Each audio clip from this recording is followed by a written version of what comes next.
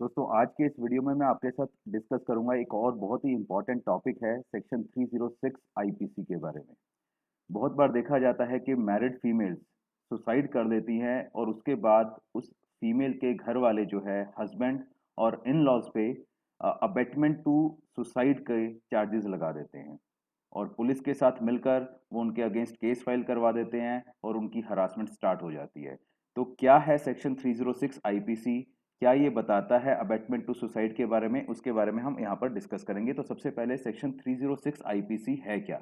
ये जनरल एक सुसाइड की अबेटमेंट को डील करता है, अबेटमेंट ऑफ सुसाइड। इसमें बोला गया है कि अगर कोई भी पर्सन कमिट करता है सुसाइड, तो जो भी उसको अबेट करता है, मींस कोई अगर उसको इंस्टिगेट कर रहा है उस सुसाइड को करने में, या फिर ऐसे सरकमस्टांसेस पैदा कर देता है कि उस पर्सन को सुसाइड करनी पड़े, तो अगर ऐसा है तो जो भी वो अबेटर है जिसने अबेटमेंट की है उस सुसाइड के लिए, उसको पनिशमेंट मिलेगी जो कि 10 साल तक की हो सकती है और उसको फाइन भी होगा। तो सेक्शन 306 में कहीं पर मैरिड फीमेल, वाइफ या कोई भी ऐसा वर्ड यूज नहीं किया गया। इन जनरल एक अबेटमेंट टू सुसाइड की सजा बताई गई है और कौन उसके लिए जिम्मेवार होगा वो बताया गया है। अब इसमें एक और सेक्शन है इंडियन एविडेंस एक्ट में, जो ओरिजिनली नहीं था, 1983 में अमेंडमेंट के बाद डाला गया। सेक्शन 113 इंडियन एविडेंस एक्ट में 113 ए, इसमें एक प्रिजम्पशन बता दी गई है, presumption as to abetment of suicide by a married women. ठीक है, अबेटमेंट टू सुसाइड में जो सेक्शन है हमारा 306 आईपीसी का, उसमें कहीं पे ये नहीं लिखा कि मैरिड वुमेन की बात की गई है, बट एविडेंस एक्ट में 113 ए सेक्शन जो है यहाँ पर एक प्रिजम्पशन क्रिएट कर देता है अगर एक मैरिड वुमेन जो है सुसाइड करती है। तो क्या है ये प्रिजम्पशन? ये बोलता है when the question is whether the commission of suicide by a woman had been abetted by her husband और एनी रिलेटिव ऑफ हस्बैंड।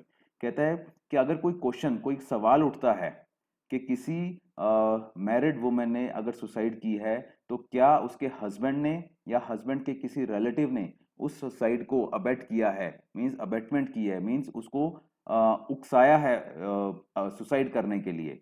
तो अगर ये दो चीजें शो कर दी जाएं, क्या क्या? एक तो कि शादी जो हुई है वो अभी 7 साल भी नहीं हुए, उससे पहले ही उसने सुसाइड कर लिया, means with in 7 years of marriage. और दूसरा, उस हस्बैंड ने या उसके किसी रिलेटिव ने उस मैरिड वुमेन को, उस वाइफ को सब्जेक्ट किया है क्रुएलिटी के, मींस क्रुएलिटी की है उसके ऊपर। तो कोर्ट वहां पर प्रिज्यूम कर सकती है, यहां पर मे यूज किया है, कोर्ट प्रिज्यूम कर सकती है अगर बाकी सरकमस्टांसेस वैसे हैं कि उस हस्बैंड ने और उसके रिलेटिव ने उसको सुसाइड के लिए उकसाया है, तो ऐसी प्रिजम्पशन जो है क्रिएट की है 113 ए एविडेंस एक्ट में। तो इसीलिए ये एक इंपॉर्टेंट बन जाता है आपको समझना। 306 एज सच में कहीं मैरिड वुमेन की बात नहीं है, बट 113 ए एविडेंस एक्ट में यहाँ पर बताया है 7 years, with in 7 years of marriage. और अगर ये शो कर दिया जाए कि उसकी क्रुएलिटी उसको की गई है, और क्रुएलिटी का मतलब क्या है, वो जो 498 ए सेक्शन में क्रुएलिटी बोली गई है वो मतलब क्रुएलिटी का यहाँ पर भी ट्रीट किया जाएगा।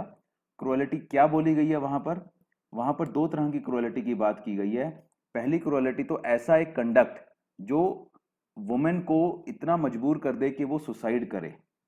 ठीक है, इस तरह का कंडक्ट कि वो उसको सुसाइड करने पे मजबूर कर दे, या फिर कोई भी ग्रेव इंजरी, बहुत ही ज्यादा बड़ी इंजरी जिससे कि लाइफ को डेंजर हो सकता है, लिम्ब और हेल्थ, किसी भी तरह की, मेंटल भी हो सकती है, ये फिजिकल भी हो सकती है। एक तो ये वाली क्रुएलिटी की बात की है। दूसरी क्रुएलिटी बात की है हरासमेंट अगर उसकी करे और अनलॉफुल डिमांड की जाए उससे डाउरी की, या फिर डाउरी कह लीजिए, या प्रॉपर्टी और वैल्यूएबल सिक्योरिटी, या फिर अगर वो पहले डिमांड थी बट वो फुलफिल ना हो पाए, उसके उस चीज को लेके अगर उसको हरास किया जाए, वो भी क्रुएलिटी की डेफिनेशन में आती है। तो दो तरह की डेफिनेशन होगी, या तो उसको इतना ग्रेव इंजरी किया जाए, डेंजर टू लाइफ, या फिर अनलॉफुल डिमांड हो किसी भी तरह की प्रॉपर्टी की, वैल्यूएबल सिक्योरिटी की, और उसको लेके हरासमेंट हो। तो ये दो चीजें हैं जो क्रुएलिटी की बात कर रहा है। तो कोर्ट्स ने क्या बोला है? सुप्रीम कोर्ट ने इस केस में बोला है, ठीक है, इसमें क्या बोला था सुप्रीम कोर्ट ने? इसने बोला कि एक हस्बैंड के, उस केस में क्या था, इलिसिट रिलेशनशिप थे, मैरिज से बाहर उसके एक्स्ट्रा मैरिटल अफेयर थे, उसकी वाइफ ने सुसाइड कर लिया हस्बैंड की।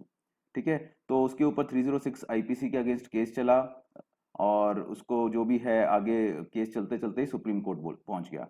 सुप्रीम कोर्ट ने क्या बोला कि it would be difficult to hold that mental cruelty was of such a degree that it would drive the wife to commit suicide. उसने बोला कि इलिसिट रिलेशनशिप थे, चलो मान भी लिया, बट ये इतनी बड़ी बात नहीं है कि वो इतनी मेंटल क्रूरलिटी हो गई उस वाइफ के लिए कि वो वाइफ जो है सुसाइड कमिट कर ले। ठीक है, तो उन्होंने इस चीज का रेफरेंस दिया कि अगर इवन इफ के इलिसिट रिलेशनशिप है भी है, तो भी 498 आईपीसी में जो एक्सप्लेनेशन दी है क्रुएलिटी की, ये उसमें एक तरह से नहीं मानी जा सकती। तो ये जो केस है, उन्होंने बोल दिया कि ये क्रुएलिटी का केस नहीं है और ये 306 का केस नहीं है, और जो भी वो हस्बैंड था उसको उन्होंने बरी कर दिया। तो एक ये वाला केस है। एक दूसरा बड़ा इंपॉर्टेंट केस है सुप्रीम कोर्ट का ही 2010 का। इसमें क्या बोला गया, इसमें बोला कि अगर 306 का कोई भी केस होगा तो वहां पर एक क्लियर मेंजरिया होना चाहिए, मींस मोटिव होना चाहिए, इंटेंशन होनी चाहिए उस पर्सन की, और एक्टिव एक्ट होना चाहिए। साफ दिखना चाहिए कि उसने उसको इंस्टिगेट किया है, उसने ऐसे सर्कमस्टांसेस बनाए हैं कि वो सुसाइड कमिट करे, इंस्टिगेटिंग अ पर्सन और intentionally adding a person in doing a thing. तो ये उन्होंने साफ क्लियर किया कि ऐसे नहीं है कि हाँ चार्जेस लगा दिए, एलिगेशंस लग गए कि हाँ उन्होंने हरास किया और उसने कमिट कर दिया सुसाइड, ऐसा नहीं है, डायरेक्ट दिखना चाहिए। अगर ये चीज़ नहीं है तो वो जो सुसाइड के लिए चार्जेस है उसके अगेंस्ट उसकी कन्विक्शन नहीं हो सकती। फर्दर क्या इसमें सुप्रीम कोर्ट ने बोला कि जो वाइफ थी वहां पर, विक्टिम थी जिन्होंने सुसाइड किया, वो बहुत ही हाइपर सेंसिटिव थी, मीन्स बहुत छोटी छोटी चीज़ों को लेके बहुत डिस्टर्ब हो जाती थी और उसमें आकर उन्होंने सुसाइड किया होगा।